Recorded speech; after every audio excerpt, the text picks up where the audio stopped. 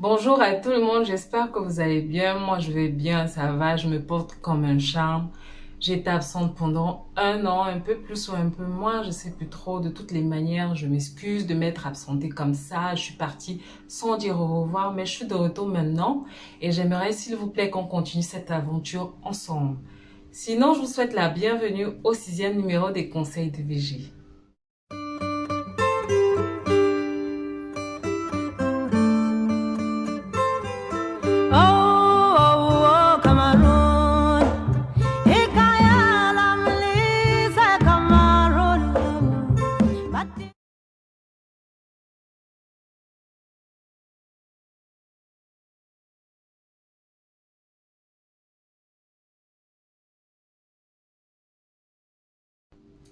Le 6e numéro de notre magazine a pour titre les 5 sources de contamination des aliments. Bien entendu, je vais vous développer tout ça. Je vous citerai les 5 sources, mais je ne vais pas vous garder ici indéfiniment. Donc, pour ce numéro, on va se focaliser sur une seule source que je développerai à l'aide des exemples, bien entendu. But before that, let me wear my glasses, okay?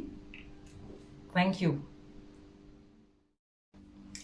Avant de continuer, je voudrais juste dire à nos nouveaux abonnés que les conseils de VG est un magazine de sensibilisation, d'information et de formation sur la sécurité sanitaire des aliments. Bon, je ne vais pas entrer dans le vif du sujet comme ça. Laissez-moi vous rappeler une définition primordiale sur laquelle je me suis éternisée dans les numéros précédents. C'est la définition des aliments malsains ou contaminés. Un aliment contaminé est un aliment impropre à la consommation qui, après ingestion par son consommateur, peut avoir des impacts négatifs sur sa santé. Oui, ça peut le rendre malade. Mais il faut noter qu'un consommateur malade est un problème assez grave.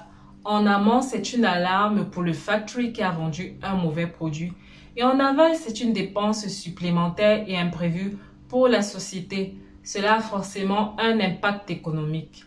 Mais bon, il n'y a pas le feu. Quand on connaît la source ou les sources d'un problème, il est facile de le maîtriser et encore mieux de le prévenir. Cela nous ramène à notre titre adoré qui était les 5 sources de contamination des aliments. Je vais les citer en ordre. En premier, nous avons la main-d'œuvre. En deuxième, le matériel. Puis, la méthode.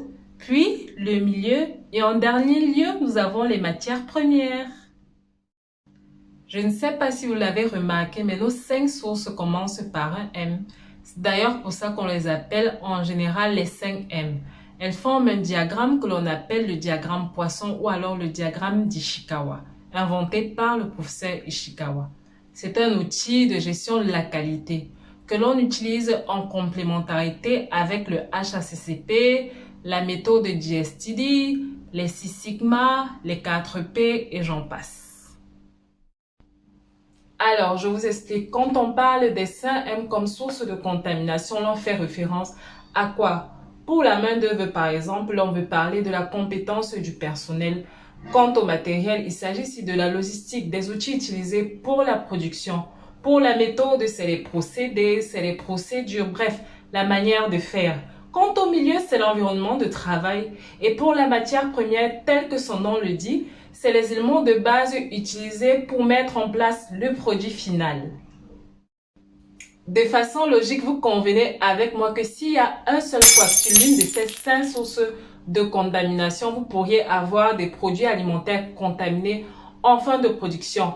Mais bon, nous allons rester focalisés sur le premier M et donner un peu plus de détails tels que je l'ai promis en début d'épisode.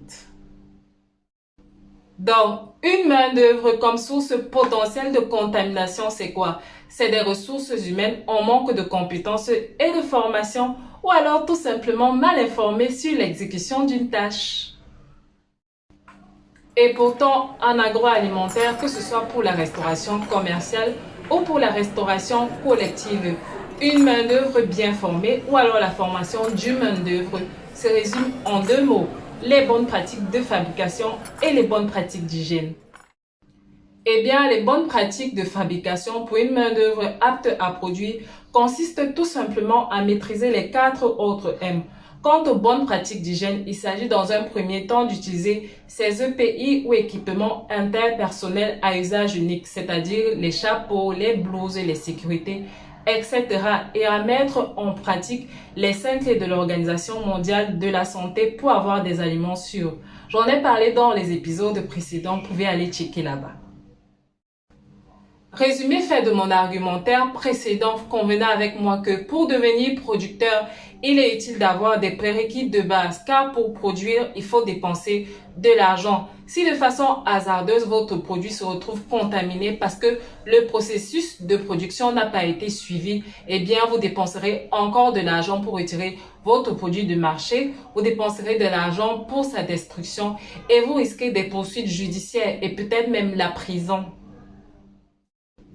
Par exemple, et à titre informatif, une célèbre marque de chocolat prisée par nos enfants et même les adultes, puisque moi-même j'adore ça, s'est vu ses produits retirés du marché pour cause de présence de salmonelle dans certains lots. La salmonelle, c'est le germe responsable de la typhoïde.